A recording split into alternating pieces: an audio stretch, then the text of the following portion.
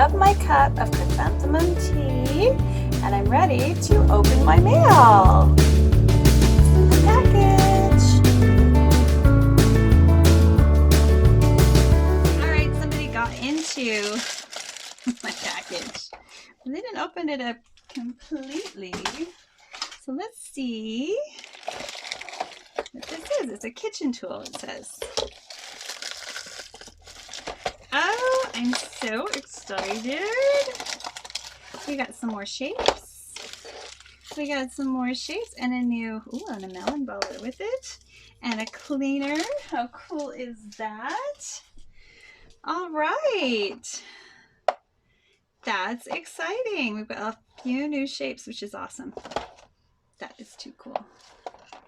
Mushroom and a tomato and some flowers. Ooh, I really like that flower.